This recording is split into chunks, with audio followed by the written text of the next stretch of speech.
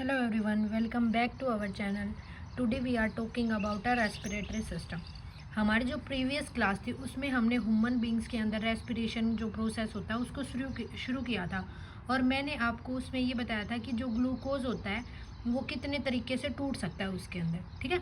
उसके एक दो पाथ बताए थे कि भाई जब ऑक्सीजन की प्रेजेंस हो तब कैसे टूटता है, ऑक्सीजन की एब्सेंस हो तब कैसे होता है, मसल्स के अंदर कैसे होता है, ठीक है।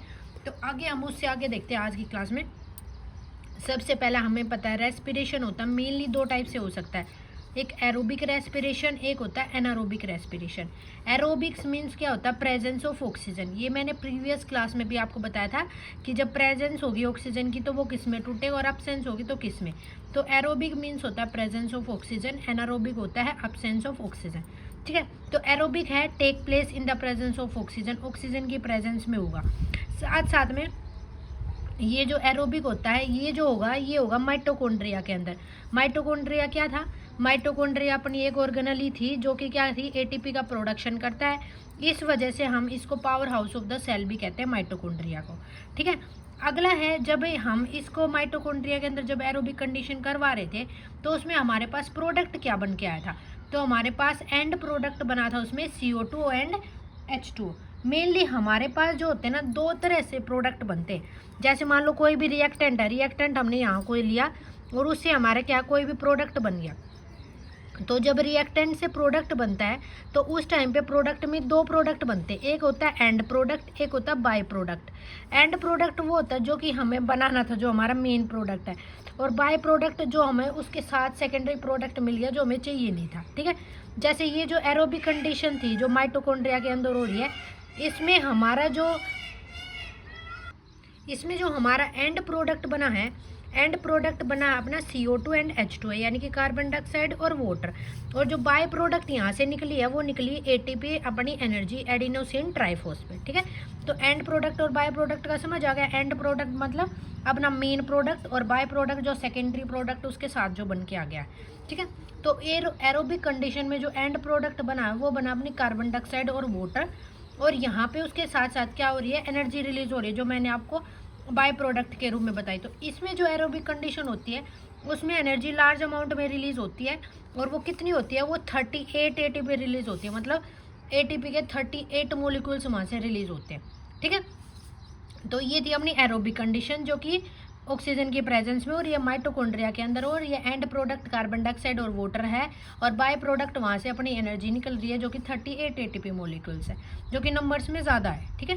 सेकेंड अपनी एनारोबिक कंडीशन। एनारोबिक कंडीशन क्या होती है, absence of O2, means oxygen की अब्सेंस में होगी, ऑक्सीजन प्रेजेंस नहीं होगा वहाँ पे। और ये जो प्रोसेस ये जो होती है ये होती है साइटोप्लाज्म के अंदर। साइटोप्लाज्म क्या था मैंने बताया था, ये भी क्या होता है, सेल के अंदर प्रेजेंट होता है एक फ्लूइड, ठीक है। तो ये साइटोप्लाज्म के अंदर होगी, और इसका जो एंड प्रोडक्ट वहाँ से निकलेगा वो होगी अपने एल्कोहल या फिर लैक्टिक एसिड, ठीक है। दो अलग अलग में था, एल्कोहल निकलेगा या फिर लैक्टिक एसिड वहाँ से बनेगा, और उसके साथ साथ वहाँ से बाय प्रोडक्ट की फॉर्म में निकलेगी एनर्जी। एनारोबिक कंडीशन में जो एनर्जी निकलती है ना वो बहुत ही लेस अमाउंट में होती है, और वो 2 ATP एनर्जी निकलती है as compare to aerobic condition. Anaerobic में बहुत ही लेस अमाउंट में है, क्योंकि उसमें कहाँ 38 ATP मोलिकुल्स और कहाँ 2 ATP मोलिकुल्स, ठीक है। तो रेस्पिरेशन के दो टाइप्स थे, एरोबिक और एनारोबिक। एरोबिक हो रहा है अपना माइटोकॉन्ड्रिया के अंदर, एनारोबिक अपने साइटोप्लाज्म के अंदर। एरोबिक में 38 ATP मोलिक्यूल्स है और एनारोबिक में 2 ATP मोलिक्यूल्स है, ठीक है। इतना समझ आया। अब हम देखते हैं कि जो ह्यूमन का, तो अब हम देखते हैं कि जो ह्यूमन का जो रेस्पिरेटरी सिस्टम होता है उसका क्या ट्रैक होता है, कहाँ से शुरू होगा कहाँ पे जाके ख़त्म होता है। तो सबसे पहले हमारे पास होता है नोस्ट्रिल, मीन्स अपना नोज़। तो एयर यहाँ से एंटर करनी शुरू करती है, और हमारे पास एंटर कौन सी गैस करती है, ऑक्सीजन, और बाहर कौन सी निकलती है, कार्बन डाइऑक्साइड। तो सबसे पहले नोस्ट्रिल से हमारी ऑक्सीजन है वो एंटर करेगी ऑक्सीजन, उसके बाद वो नोस्ट्रिल से जाके वो आगे जाएगी नेसल पैसेज के अंदर, आगे ट्रांसफ़र होती है नेसल पैसेज के अंदर। पैसेज क्या होता है, मतलब नाक का रास्ता होता है अपना, ठीक है। नोस्ट्रिल से जाएगी नेसल पैसेज में, नेसल पैसेज से जाती है वो नेसल कैविटी के अंदर। कैविटी मीन्स होती है स्पेस, खाली एरिया जहाँ से एयर पास होगी, ठीक है। नेसल कैविटी के बाद अगला वो जाता है फेरिंग्स के अंदर। फेरिंग्स क्या होता है भाई, मैंने ये जब आपको डाइजेस्टिव सिस्टम करवाया तब भी बताया था फेरिंग्स के बारे में। फेरिंग्स क्या होती है? फेरिंग्स एक 14 सेंटीमीटर लॉन्ग, मतलब 12 से लेकर 14 सेंटीमीटर लॉन्ग एक मस्कुलर फनल होती है, जो क्या करती है? नेसल को और ओरल कैविटी को कनेक्ट करती है। मतलब हम कह सकते हैं कि फेरिंग्स एक ऐसा मतलब सिस्टम है जिसके अंदर एक ऐसा एरिया है जिसके अंदर हम अपनी ओरल कैविटी मीन्स जो हमारा फूड से रिलेटेड सिस्टम है वो भी, और साथ साथ में अपना जो एयर पास करवाते हैं नेसल के अंदर उसमें से भी। तो ओरल कैविटी और नेसल मीन्स एयर का और फूड का दोनों जहाँ पे आते हैं ना, वो एक तरह से कह सकते हैं बीच का रास्ता है फेरिंग्स। ठीक है, तो फेरिंग्स क्या करता है? नेसल को तो लैरिक्स से कनेक्ट करवाएगा, मीन्स जो नेसल का पाथवे है एयर को पास करने का, वो पाथवे को कनेक्ट करवाता है वो अपने लैरिक्स से, और जो ओरल कैविटी है उसको कनेक्ट करवाता है ईसोफेगस से। मैंने पहले बताया था ईसोफेगस क्या होता है? ईसोफेगस अपने फूड पाइप होती है, तो जो अपना फूड होगा वो किसके अंदर जाएगा? अपने ईसोफेगस फूड पाइप के अंदर। और ये अपना एयर जा रहा है तो एयर अपने किसके अंदर जाएगा? ट्रैकिया, जिसको हम विंड पाइप कहते हैं। ठीक है, तो फेरिंग्स क्या करता है? ओरल कैविटी को तो ईसोफेगस से कनेक्ट करवाता है और नेसल कैविटी को अपने ट्रैकिया से कनेक्ट करवाता है। ठीक है, फेरिंग्स के बाद अगला जो होता है वो एंटर करता है लैरिक्स के अंदर। लैरिक्स क्या होता है भाई? लैरिक्स अपना वॉइस बॉक्स होता है जहाँ से वॉइस प्रोडक्शन होती है। ठीक है, लैरिक्स के बाद अगला जो होता है वो होता है ट्रैकिया। ट्रैकिया क्या है? ट्रैकिया अपनी विंड पाइप होती है। मैंने शुरू में ही बताया था कि हमारे इसमें जब थ्रोट वाला रीजन होता है उसमें दो टाइप की पाइप प्रेजेंट होती है, एक विंड पाइप होती है, एक फुंड पाइप होती है। तो मैंने पहले ही आपको बताया कि दो टाइप जो पाइप प्रेजेंट होती है हमारे थ्रोट रीजन में, एक होती है विंड पाइप, एक होती है फुड पाइप। तो जो हमारा एयर है वो एंटर करेगी विंड पाइप यानी कि ट्रैकिया के अंदर, और दूसरी हमारा जो फूड होता है फूड पाइप का नाम होता है ईसोफेगस, तो फूड को कनेक्ट करवाता है ईसोफेगस से। ये काम कौन करवाता है? ये फेरिक्स रीजन होता है जो बीच का होता है, जो ओरल कैविटी को भी पास कनेक्ट करवाता है और विंड को भी, नेसल कैविटी को भी कनेक्ट करवाता है। ठीक है, तो हमारा सबसे पहले एंटर हुआ नोस्ट्रिल के अंदर एयर, देन नेसल पैसेज के अंदर गई, फिर नेसल कैविटी, देन उसके से ट्रांसफर हुई फेरिक्स के अंदर, फेरिक्स से वो गई लैरिक्स के अंदर, और लैरिक्स ने पास करवाया ट्रैकिया यानी कि विंड पाइप के बाद। अब ट्रैकिया से जो अगला आता है ब्रोंकाई, मतलब ट्रैकिया से वो एंटर करेगी ब्रोंकाई। ब्रोंकाई क्या होता है भाई? देखो, ब्रोंकाई एक लार्ज ब्रैंकियल ट्यूब्स होती है जो कि क्या करती है? एयर को कैरी करती है ट्रैकिया से लेकर लंग्स तक। मतलब बीच का सिस्टम है जो कि एयर को ट्रैकिया से लेकर और लंग्स तक ट्रांसफर करने का काम करेगी। ठीक है, ट्रैकिया यानी कि विंड पाइप से एयर को लेकर और लंग्स तक ट्रांसफर करने का काम करती है अपनी ब्रोंकाई।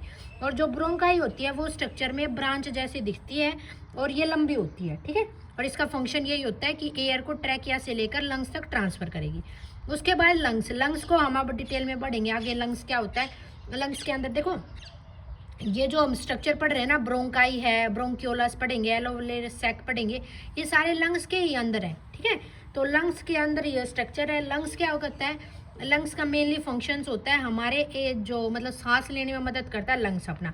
और लंग्स के अंदर बहुत सारे स्ट्रक्चर है, जैसे ट्रैकिया है, ब्रोंकाई है, ये सारे जो सिस्टम जो प्रेजेंट होते हैं ये सारे सिस्टम हेल्प करते हैं उस एयर को अंदर लेने में और बाहर लेने में। मीन्स जो इनहेल का प्रोसेस होता है और एक्सहेल का प्रोसेस होता है उसमें मदद करते हैं। लंग से अगला जो अपना स्टेप होता है, अगला जो स्ट्रक्चर है वो है ब्रोंक्यूलस। ब्रोंक्यूलस क्या होता है भाई? ब्रोंक्यूलस एक टीनी मतलब छोटा सा और ब्रांचिंग एयरवे है, मतलब छोटा होता है साइज में, लेकिन और इसका फंक्शन क्या होता है? वैसे ब्रांच जैसा दिखता है, और ये क्या करेगा? ये एयर को ट्रांसफर करेगा कहाँ से लेकर कहाँ तक? लंग से लेकर एलोवलाई तक। ठीक है, तो ब्रोंक्यूलस क्या है? अपनी एयर को लंग से लेकर और एलोवुलर सैक तक ट्रांसफर करने का काम करता है अपना ब्रोंक्यूलस। ठीक है, ब्रोंक्यूलस से अगला अपना जो स्ट्रक्चर है वो आता है अपना एलोवुलर सैक। जो एलोवुलर सैक होता है ये क्या होता है? एक क्लस्टर होता है। क्लस्टर मतलब, क्लस्टर मीन्स होता है ग्रुप। ठीक है, जो एलोवरी सैक होते हैं वो क्लस्टर्स होता है of microscopic balloon like air pouch located at very end of bronchioles in the lungs. हमारे लंग्स के अंदर ग्रुप की फॉर्म में एक माइक्रोस्कोपिक स्ट्रक्चर प्रेजेंट होता है जिसको हम कहते हैं एलोवुलर सैक। ठीक है, उसके बाद एलोवुलर सैक के बाद लास्ट आता है ब्लड कैपिलरी। अब मैं ये आपको जो मैंने पढ़ा है ना सारा, nostril, nasal passage, nasal cavity, pharynx, larynx, ये मैं एक बार आपको डायग्राम के थ्रू समझाती हूँ। देखो ऐसा अपना कुछ स्ट्रक्चर्स होता है। सबसे पहले जो ये जो पाइप सी दिख रही है, ये सबसे पहले होता है लैरिक्स यानी कि अपना वॉइस बॉक्स। उसके अलावा नीचे आता अपना ट्रैकिया। ट्रैकिया अपनी क्या थी, विंड पाइप, ठीक है। ट्रैकिया से क्या होता है, ट्रैकिया के बाद हमारे पास दो लंग्स है, तो दोनों में पार्टीशन होता है यानी कि डिवाइड होता है। जो ये एक पाइप थी ये अब दो में जाकर डिवाइड होगी। जब ये जो पाइप है ये डिवाइड जो होती है ना इन दो के अंदर जो डिवाइड होते हैं, इसको हम कहते हैं ब्रोंकाई। क्या कहते हैं, ब्रोंकाई, ठीक है। अभी ये जो ब्रोंकाई है, ब्रोंकाई आगे फिर ट्रांसफर होगी और आगे फिर डिवाइड होगी और उसको कहते हैं ब्रोंक्यूलस। ब्रोंक्यूलस फिर डिवाइड होती है छोटे छोटे पार्ट्स में, उसको कहते हैं एलोलाई, ठीक है। और नीचे दो लंग्स के बीच में एक जगह ऐसी होती है, उसको हम कहते हैं डाइफरग्राम।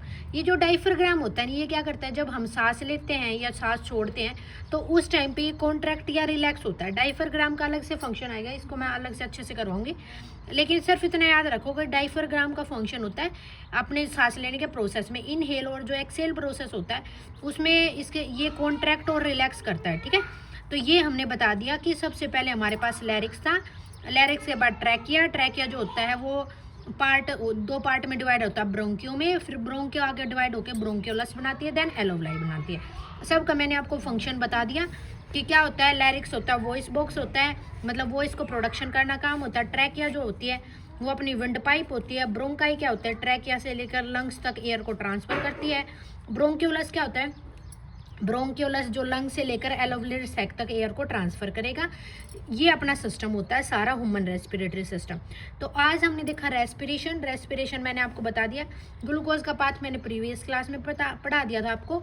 आज मैंने एरोबिक एनारोबिक करवाया और ह्यूमन के अंदर रेस्पिरेटरी सिस्टम कैसा होता है वो करवाया, ठीक है। अब मैं आपको एक बार ये थोड़ा सा और बता देती हूँ कि ब्रीथिंग का मैकेनिज्म कैसा होता है। तो अब हम देखते हैं कि ब्रीथिंग के मैकेनिज्म क्या होता है, ठीक है। देखो मेनली ब्रीथिंग होता है दो होता है, इनहेलेशन और एक्सेलेशन। इनहेलेशन मीन्स सांस अंदर लेना, एक्सेलेशन मीन्स सांस को छोड़ना। तो ये क्या कह रहा है, अब इसके अंदर देखते हैं। इनहेलेशन जब सांस लेते हैं तो उसमें कौन कौन सी चीज़ अफेक्ट होती है। सबसे पहले ड्यूरिंग इनहेलेशन मीन्स सांस लेने के दौरान थोरैक्स कैविटी एक्सपेंड। जो हमारी थोरैक्स कैविटी होती है ना वो एक्सपेंड हो जाती है। ये जो है ना, अभी आप सिर्फ इतना जानो, जो अगली क्लास आएगी उसमें इनहेलेशन को और डिटेल में करेंगे कि भाई थोरैक्सिक कैविटी कौन सी होती है। उसके अलावा इसके अंदर क्या होती है, रिब्स लिफ्ट अप। जो हमारी रिब्स प्रेजेंट होती है ना वो रिब्स क्या हो जाती है, अप हो जाती है, लिफ्ट अप ऊपर की तरफ होती है। मतलब एक तरह से हम कह सकते हैं वो मतलब फैल जाती है, ठीक है। और फिर डाइफरग्राम जो मैंने बताया था ना, यहाँ पे मैंने कहा था कि इनहेलेशन और एक्सेलेशन में इसका फंक्शन आएगा। तो डाइफरग्राम क्या हो जाता है, शेप में फ्लैट हो जाता है। इसकी जो शेप होती है इस टाइम पे वो बिल्कुल फ्लैट हो जाती है। एक्सेलेशन में इसका बिल्कुल उल्टा मिलेगा। जैसे इनहेलेशन में थोरैक्सिक कैविटी एक्सपेंड हुई थी, इसमें कॉन्ट्रैक्ट हो जाएगी, मतलब सिकुड़ जाएगी, ठीक है। और जो रिब्स होती हैं जो इनहेलेशन में ऊपर की तरफ उठी थी वो क्या हो जाती है, नीचे की तरफ डाउनवर्ड मूवमेंट शो कर देती है, ठीक है। इनहेलेशन में जो डाइफरग्राम था वो फ्लैट शेप का था, इसमें वो डोम शेप का हो जाता है, ठीक है। इसको डिटेल में हम नेक्स्ट जो वीडियो आएगी उसके अंदर बढ़ेंगे। आई होप जितना मैंने आपको पढ़ाया वो आपको समझ आया होगा। अगर इसमें आपको कोई प्रॉब्लम है तो आप कमेंट करके बता सकते हो, मैं उसका रिप्लाई दूंगी आपको। और अगर वीडियो पसंद आई हो तो वीडियो को लाइक करना, चैनल को सब्सक्राइब करना। Thank you so much.